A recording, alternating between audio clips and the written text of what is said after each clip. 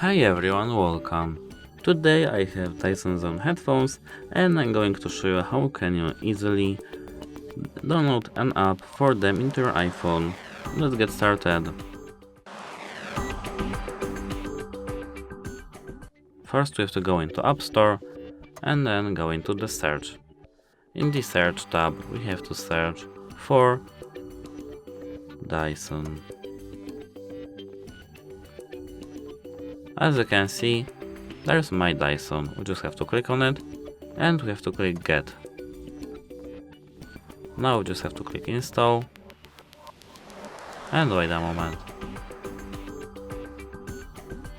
And now our app is installed.